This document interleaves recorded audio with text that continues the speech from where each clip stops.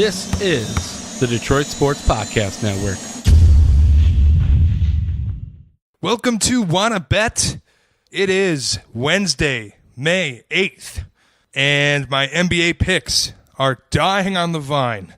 Everything that I put together at the start of the NBA playoffs is absolutely falling apart. Denver has a 3-2 lead on Portland. Boston is dead in the water, down 3-1 to Milwaukee. The only good thing I have going for me is the Rockets really look like they're going to take advantage of a absolutely collapsing Warriors team, and the Raptors are certain to beat the Philadelphia 76ers after last night's 50-point blowout, whatever it was. It was for 36 or 37 points. It was a lot of points. I'll put it this way. Joel Embiid played very poorly. The Sixers got run out of the gym. We will get to that in a few minutes. I have a good bet, bad bet, and I have as well, the bad bet is unfortunately a bet that I gave you, but I do have a good bet, bad bet. The good bet is Kentucky Derby related. The bad bet is one that I gave you. I have some Major League Baseball things to go over. I want to revisit what I talked about a few weeks ago, the parlay, and how you might actually be able to use it to your advantage in Major League Baseball so long as you do it smartly. And other than that, let's get started. So, Wanna Bet, as always, brought to you by Detroit Sports Podcast, as well as MyBookie, our friends over at mybookie.ag. Great place to place all of your wagers on sports. It is an online-only gambling site you can go to. Just log on at mybookie.ag in any web browser. And when you sign up, we're going to give you bonus 50% on your sign up. All you have to do is enter promo code DSP when you log in, and there you go. You'll have a bonus 50%. If you deposit $100, we're giving you 50. You deposit $1,000, we're giving you $500. $2,000, we'll give you $1,000. Now it goes up to $1,000. So if you donate, which it is gambling, so maybe a little bit of donating. But if you do deposit more than $2,000, we're only going to deposit our match up to $1,000. That again is brought to you by our good friends over at mybookie.ag. Mybookie.ag. You play, you win, you get paid. Go check them out. Use our promo code again, DSP, and we'll give you 50% when you sign up. Another thing I wanted to get to, I want to start doing a mailbag for this show. I want people to send me in questions every week, whenever they come up on your mind. You can tweet them to me at Norling Shea. You can email them to me, SHEAN224@gmail.com. And if you do that, you send me a question, whatever it is regarding gambling, whatever it is regarding sports betting, any general questions of that nature, whether it's a pick, whether it's a bet, whether it's a game, if you're going to the casino, anything like that. I'm happy to help, and I'm happy to answer any questions that you might have. I would love to. So that's one thing that I want to get involved in. All right, I want to go over the NBA and where I think these things are headed. About the only thing that I've gotten right is the Raptors to beat the Sixers. Now, I was wrong on the number of games. I said it'd be a 5-game series. Turns out it's going to be at least 6. I don't know that Philly wins at home in Game 6. I think we saw them get thoroughly outclassed by the Raptors last night, and I think that's just a wrap. And then when you look at the other series that I'm dead wrong in my prediction, where I kind of just said Portland's got too much for Denver to handle, again, I'm wrong. And I'll wear that on the chin. I think this series still goes 7, and I think Portland still has a really good chance to win it, even though it doesn't look great right now, especially with Portland having been absolutely demolished last night. So that's one that I would fear a little bit as far as my picks go. The other one, as far as my picks, again, the Celtics playing the Bucks. I thought the Celtics really had a shot in this series after Game 1, especially. I thought the Celtics really were just going to win the thing. It looked like they had an answer for Giannis. It looked like they had figured out how their offense could really take advantage of Mike Budenholzer's drop coverage that he likes to employ with his bigs, where, Brook Lopez and Ersan Ilyasova and Nikola Mirotic defensively, they always play sort of in the paint. They don't really come out to the three-point line and contest shooters very often. I thought the Celtics really took advantage of that in Game 1, and then after Game 1, they haven't taken advantage of it at all.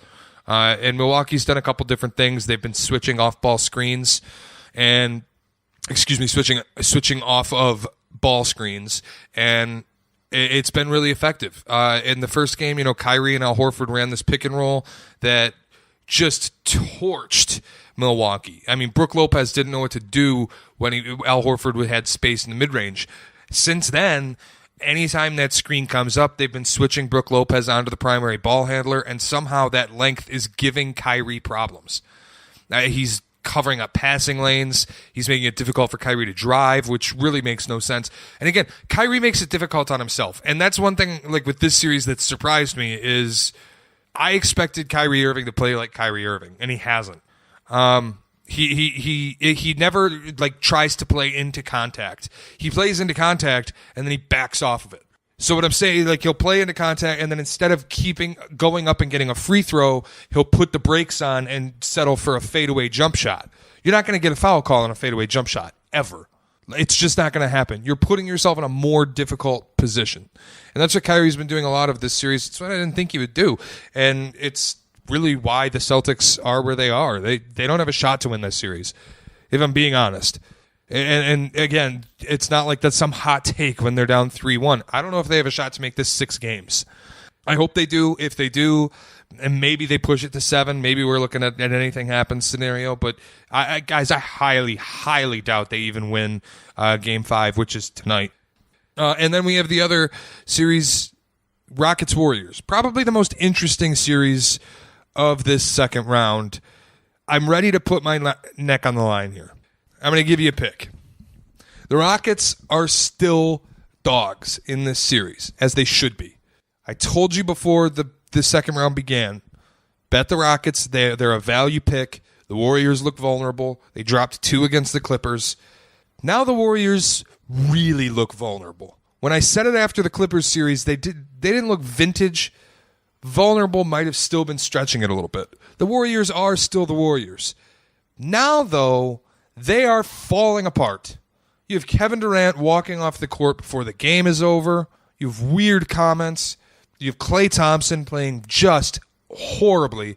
You have Steph going out, and I'm not sure if he's mocking or what it is, but at the end of the first half the other night, when Steph went up for a shot, faked a foul call, and then got so angry that he didn't get the foul call, despite the fact he tried to sell it worse than I've ever seen James Harden sell one. And he ran up to the official and complained about not getting the foul call rather than going to the locker room.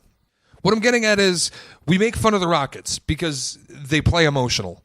They scream at officials. They scream at each other. They do this bullshit where they try to sell out for calls that maybe they shouldn't be getting. And then they lose. The Warriors are doing what the Rockets do. The Warriors are getting emotional. The Warriors are walking off the court early. The Warriors are selling out for fouls that nobody's going to give them. The Warriors are being the Rockets. And that's why I think, you look at this and you go, you had a 2-0 lead. You blew 2 games on the road. You had to split one, go up 3-1 and end this series. Now you're going back to the Bay down 2-2 against a really confident James Harden who's playing really, really well. You're in trouble. There's been a lot of talk. I think Kevin said it on the mashup. There's been a lot of talk about James Harden's not playing that well. Bullshit. James Harden's not playing that well. Are you kidding me? I get that some of the shooting hasn't been there at all times. In the Utah series, the shooting wasn't there all the time. Bullshit, he's not playing well. Dude's averaging 35 points on 57% true shooting. You want to tell me he's not playing well? That's in the playoffs. That's in this series. You want to tell me he's not playing well? He's averaging over 35 points. He's getting to the line a ton, as he always does. He's shooting well from 3. Last night was his best, but again, 6 of 17, and they were timely. That's what Harden offers, and that's why he was an MVP, and he's playing like an MVP right now. Meanwhile, Golden State has one of their MVPs playing like an MVP, and Kevin Durant playing some of the best basketball he's ever played in his career. They have their other MVP. God knows what he's doing half the time. Sometimes he looks unstoppable. Other times it looks like he's searching for a shot. His three-pointer hasn't been nearly as consistent. This, of course, is Steph Curry. And then you have Klay Thompson, who is missing in action. Nowhere to be found. Dead in the water. Klay Thompson At times in this series has looked like he wasn't even aware that a basketball game was currently happening in his proximity. Like, somebody needs to grab him, hit him in the head. Like, I don't know if he's taking the court stoned, what it is. If he's doing the stupid chess commercial on the beach. Failure. I thought I defeated you already. Like, no, Clay, you clearly didn't, because you're out there. I don't even know if he's aware that basketball's happening, that he's supposed to be playing a basketball game. That's been part of my worry with the Warriors. This is so old hat to them. At times, they look bored. They look lost. They look like they really don't care if they win another ring. And I'm not sure that they do. You think Kevin Durant really cares if he wins another ring for a fan base that doesn't give a shit about him? Has never given a shit about him? I doubt it. Like, I don't think he's out there sweating. Oh, if I don't... I had a buddy tell me, listen, they got to go out there. They want to win it on the home floor in front of the Bay. That's what they want to do because it's the last year in that stadium. I'm like, Kevin Durant doesn't give a fuck if they win it on the floor. He doesn't give a fuck if he wins it in front of the fans. They don't care about him. Why would he care?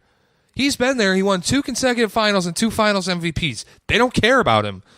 This kid that was telling me that is a Warriors fan. And at the same time, this guy's like, look, if he leaves, I don't really care because then we have vintage Warriors back. I've never really given a shit about Kevin Durant. Dude won 2 championships and 2 finals MVPs. And you have fans saying, I don't really give a shit about Kevin Durant. He can leave. It's fine. Like, I'm not saying they should be mad, but this is why KD doesn't care nearly as much as he would have cared if he got it done in Oklahoma City. Because the fans don't care. Now these players, it's old hat. Like, dude, we've done this 5 times now. I'm good. Like, that's just what it looks like. The effort level is gone. They aren't playing at the same caliber of effort as they used to. And then we look at the first 2 games. Well, it's probably not a great thing that the Clippers woke up the Warriors. Maybe it's not a great thing that the Warriors woke up the Rockets. Because right now, I'll tell you who looks like the better team. And it's not the Warriors. Even in the first 2 games, I thought they looked vulnerable. You know, every game's been decided by 6 points or less. Houston has the advantage in scoring in this series, in margin of victory. I think Houston's playing like the better basketball team. They look like the better basketball team. PJ Tucker's out of his mind with effort plays. I mean, they just want it more. And a lot of times, that's what the playoffs comes down to. As many times as it comes down to which team has the best player, which, again, Harden and Durant, not too far off. As often as it comes down to which team has the best player, it comes down equally as often to which team wants it more. Right now, Houston wants it more. Right now, maybe every team in the basketball except the Celtics want it worse than the Warriors. And the Celtics apparently don't want it at all. So if I'm going to give you picks for games, I'm just going to run through these. Then we'll get to some Major League Baseball stuff. We'll get to good bet, bad bet, and I will see you next week. Again, an abbreviated show. I'm looking into bringing you some stuff. Again, the mailbag. If you hit me up again on Twitter at Norling Shea, NorlingShea, or email me shayn224 at gmail.com, and I'll answer whatever questions you send me. So that's another idea I've had for this show that I'd love to get involved with the listeners and see where you're at. But if I'm giving you picks for the next upcoming NBA games, and I'll throw the ones on here for tonight. You might not listen to it in time. You might. The Bucks are -9. I would actually take the Celtics to cover in this game, but if you're gonna, I wouldn't even bet them on a money line. I don't know that they lose by more than 9. I think they're gonna show a little more effort than they have, just because their back's up against the wall, and Kyrie Irving isn't scared of an elimination game. Game 5 elimination games in particular. He scored 44 points the last time he was in this position when he was in Golden State. And then Golden State and Houston. Golden State -6. I'm taking Houston. I really have a feeling that Houston wins tonight and goes up 3-2. I don't see Golden State recovering so much so that they win by 6. None of these games have been decided by more than 6, and the line is at 6. Bet Houston taking the points. Bet a money line if you want to. I think that line is absolutely silly. Like, how do you set that line at 6 when none of these games have been decided by that much? Makes no sense. I think Vegas made a mistake with that one. Sixers, Raptors. The Raptors are favored by 2 tomorrow night. Run them. Lay the points and take them. The Sixers are dead to me. And I know I said it a week ago, but they really are dead. I mean, Joel Embiid clearly is not feeling well. And being down 40, losing by 40, Ben Simmons late in games, can't even play him. They're dead. Nuggets and Blazers. Also tomorrow night. Blazers -4. I think I would take them in the points. Like I said, I think this series goes 7. In Game 7s, anything can happen. Typically, talent wins. If that's the case, Denver's going to win Game 7. Otherwise, Portland has a chance. I think if Damian Lillard just has an explosive Game 7, then they definitely have a shot. But what I saw Denver do to him on the home floor last night, I don't know if Portland can win the series. I hope they do. I think they're a better matchup for either Golden State or Houston than Denver is. I think Denver's kind of a team that, going up against either of those teams, just going to get run out of the gym. But for that game tomorrow, I would take Portland to laying 4 points. I think that's a fairly easy pick. And then beyond that, all the rest of the games are, if necessary. I don't know that any of them are going to happen. Obviously, Warriors-Rockets is going to happen. Houston going home in a Game 6 situation, I think they end the Warriors in 6 games. If they're up 3-2, I really think they just end the Warriors in 6 games. I do think there's a shot that they win 4 straight. I know that sounds absurd against the Warriors, but I really do think there's a shot. Going beyond that, not a whole lot else for the NBA. Again, all these series are over in my eyes. In particular, the Celtics series, just because they seem disinterested. So I will get to MLB stuff next. Remember, really quickly, mybookie.ag, promo code DSP, 50% sign-up bonus. I have had friends ask me, Shea, for all the sports betting you do, what do you do in the summer when basketball's over, college sports are over, there's no football? Well, I bet baseball a little bit. I don't do it a ton, but I do it a little bit because there's value to be had. And that's where I kind of wanted to talk about the last couple years, 4 years or so of trends in baseball, how you can bet them to your advantage, and then how you can use my least favorite bet in the world, the parlay, to your advantage. And the way you can do that with the parlay is you could bet a power team. So let's say -170 plus if they're on the money line as a -170 favorite. You could bet a power team and put 1 unit on them, say $100, and you would win then $80, whatever it is. You'd bet 100 to win 50, whatever it might be. You bet this large amount, and it's a higher risk, lower payout than if you parlay that with 2 teams. Let's say both of them are -200. You lower your risk because you don't have to bet as much and you can win more, but you do damage the bet. So let's say a -200 bet is an expected probability of 66%. It is. If you're betting a team -200, it's an expected probability of 66%. Excuse me.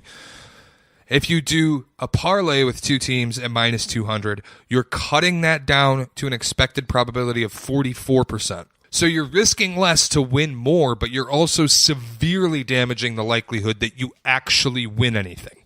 That's on any bet -200. Any bet in the world. Now, Major League Baseball is a little different.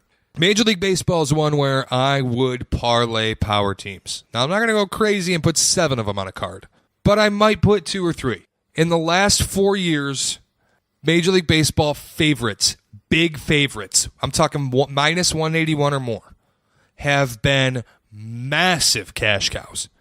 Enormous successes from a betting standpoint. 2018, Major League Baseball teams favored -181 or more, 436 and 156. That's their record. 436 and 156. That's a 73% winning percentage in over 500 games. That's 590 games, and they had a 73% win percentage.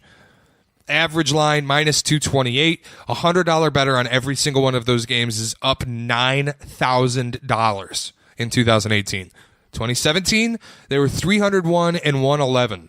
73% again. Average line -224. $100 betters up $1,500. 2016, 294 and 121. 70%. Average line -220. $100 better up $3,000. And then if you go to 2015, $100 betters are up a little over $4,000 in 2015 as far as favorites -181 or higher go. It's a cash cow. Now, this year, it's a little different because it has actually been a losing bet. I saw the number. I think it was 27 and 42 is what teams -181 or higher is at right now. Part of that is due to the fact that we're playing April baseball. and now we're just getting into May. I mean, you look at the Red Sox, who were minus 180 favorites fairly often early in the year and played horribly. You look at the Yankees, who've been injury-plagued. You look at good teams, the Astros, who struggled to get off the ground running. And it's something that happens in baseball more than maybe any sport because it's a 162-game season.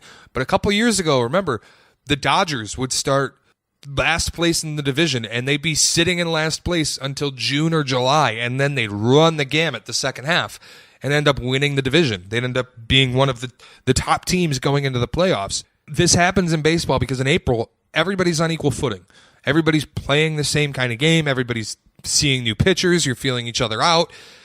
Now we're getting to a point in the season where, look, the Red Sox have been on this crazy winning streak. The Yankees now 21-14.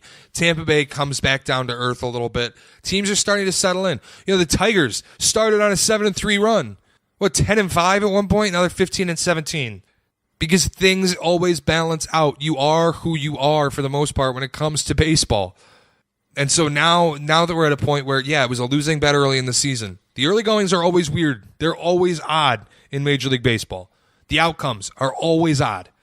Now we're at a point where teams are starting to be who we thought they were. Now we're at a point where betting favorites, in my opinion, is a much, much stronger play. Now, I think this is where you can take advantage of the parlay. Because, again, you're betting a favorite minus 180 in an individual bet where you have to bet $100 just to win 20, whatever it might be. Like, you would have to bet $180 to win 100. I mean, if you're betting an individual bet for a favorite like that, it's not a great bet because you risk so much. Whereas if you parlay 2, maybe 3, maybe 4 teams and you take all the power teams that you find, you cut your expected probability way down, but you also lower your risk. And when you lower your risk for a bet that hits 73% of the time over the last 4 years on average, I mean, we're talking over the last 4 years, this bet is hitting 73% of the time. Yeah, that's something that's like if you put 2, 3 of those together and they all go, you lowered your risk and you maximized your payout. It's a good bet. And that for me, aside from the Kentucky Derby thing I want to get into, is my good bet of the week. Bet baseball favorites. That's my good bet for the summer. Fuck the week. That's my good bet for the summer. Bet baseball favorites. Power teams. 73% of the time. You won't get odds like that in a casino. It's a no-brainer. And again, that's why they are so low. But that's where I think a parlay, you can really put it to your advantage. And I'll spend most of my summer making bets like that. The good bet of the week goes to the Kentucky Derby winner, Country House, which is the dumbest fucking name I've ever heard for a horse in my life. Maximum Security is a strong-ass name for a horse. That's a horse that should have won with a name like that. Country House should have not fucking won with that stupid name. But because of a disqualification by Maximum Security, because of a rule nobody knew was a rule in sports, gliding in front of another horse out of the gate, getting him... Now, one thing is, I heard it's a good thing that they enforced that because had they not, that would have been the end of horse racing. Like if there's a pile up of horses out of the gate, people would be like, oh, fuck this. Like this is very inhuman. It's already on shaky ground because the Humane Society's like, what the hell are you doing with the whips and shit?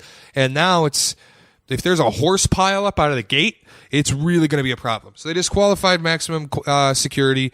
And it ended up Country House, who was 65-1, won.